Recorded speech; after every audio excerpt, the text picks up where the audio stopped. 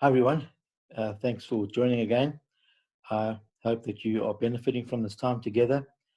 Um, I'm going to continue with our session today. This is session number 6. I'm just going to get my PowerPoint up and running, and we can be on our way.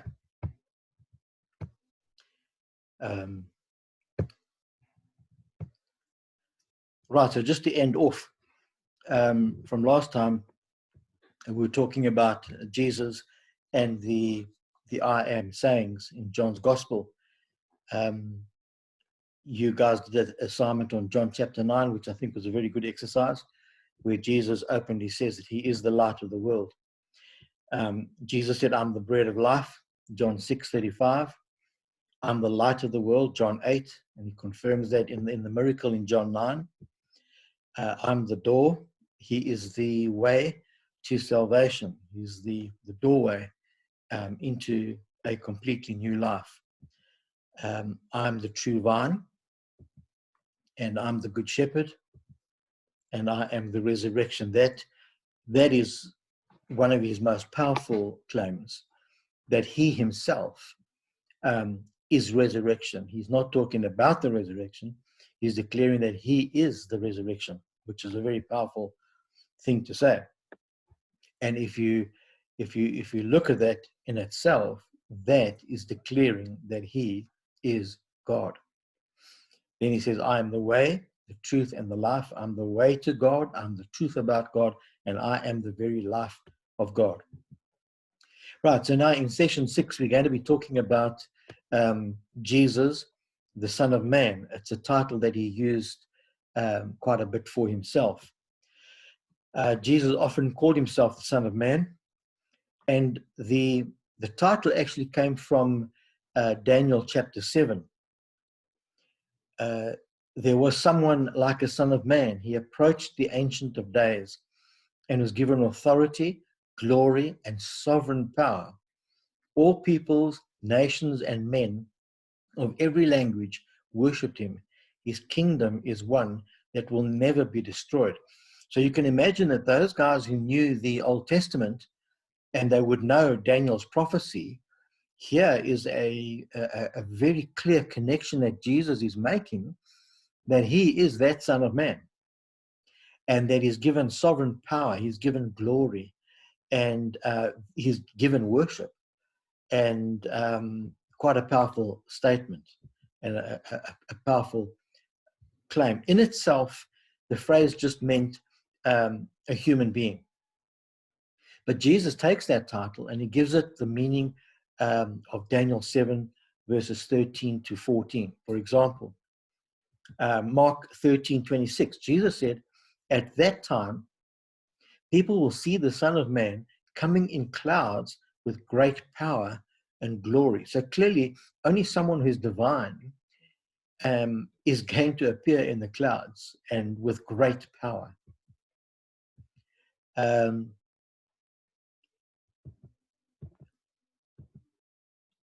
Sorry, I think I've doubled the slide there. Anyway, then another example is Matthew 9, verse 6. But that you may know that the Son of Man has authority on earth to forgive sins. He then said to the paralytic, rise, pick up your bed, and go home. Now, remember that Jesus is being carefully scrutinized. He's being carefully examined by the leaders of the day, the religious leaders, the Jewish people, the Pharisees. And so here he openly says that you may know that the Son of Man has authority on earth to forgive sins. That is one of the main charges that they had against Jesus, that he said he could forgive sins. And for them, that was blasphemy. And so there's a double-edged thing here. He's saying, in effect, you know what, for me to heal is as easy as for me to forgive. And both of them have a very clear indication of his divinity, of his divine nature. Matthew 10, verse 22 says, and you will be hated by all for my name's sake, but the one who endures to the end will be saved. In John chapter 3, he says, no one has ascended into heaven except he who descended from heaven, the Son of Man. So now he's talking about his origin. that is directly come from heaven. Then in John chapter 5, verse 26 and 27, for as the Father has life in himself, so he has granted the Son also to have life in himself. And he has given him authority to execute judgment because he is the Son of Man. Now, there too is a very, very powerful declaration of Jesus claiming to be the divine Son of Man. Now, it's interesting, if you look at that word life, he says, for just as the Father has life in himself, that word is Zoe, Z-O-E in the Greek. It doesn't just mean life, because the Greek word for life is bios, where we get biology from and so on. So he's not just talking about life, he is talking about the very life of God. So he says, as the Father has life, Zoe, in himself, so he has granted the Son also to have life, Zoe, God's life in himself. And to add on to that, he says he's given him authority to execute judgment because he's the Son of Man. So he's showing that he himself will one day be the judge. And once again, you can see how the authorities, how the Jews, how the Pharisees would take great exception to that, because the only person who can judge is God. So it's a very clear connection there that he's declaring himself Son of Man, and that also means Son of God. But then Jesus brings a different element to this whole understanding of the Son of Man. What really perplexed people, in other words, what really confused people and made them wonder, was the way that Jesus spoke of the suffering of the Son of Man. There was nothing in Daniel 7 about the Son of Man suffering. But what he does is put Daniel 7, that is the Son of Man, and Isaiah 53 together.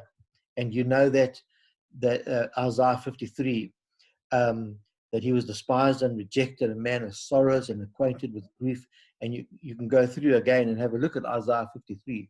And that's all about the suffering servant. In Mark 8, verse 31, it says, he then began to teach them that the Son of Man must suffer many things and be rejected by the elders, the chief priests, and the teachers of the law, and that he must be killed, and after 3 days rise again. And that would be a massive challenge to the authorities, to the Pharisees, as it says in the scripture, the teachers of the law, and so on. But this is where something was completely new. Why would someone who is the Son of God actually need to suffer? So that really baffled people. So let's have a look at what the phrase, the coming of the Son of Man, means. Jesus' phrase, the coming of the Son of Man, is often misunderstood to always mean Jesus' second coming into the world. But if we look at Daniel 7, we'll see the Son of Man coming to, not from the Father, and receiving his kingdom. In other words, the phrase, the coming of the Son of Man, usually refers to his ascension from the earth when he went into the clouds to the Father and received his kingdom. So this puts a whole new light on certain scriptures. For example, in Matthew 24, verses 1 to 35, is often misunderstood to be speaking about the end of the world, which according to verse 34 will happen within one generation of the time. And speaking of time, our time has gone for this segment. So I'll close now and then I'll carry on in the next video. In the meantime, God bless and stay well.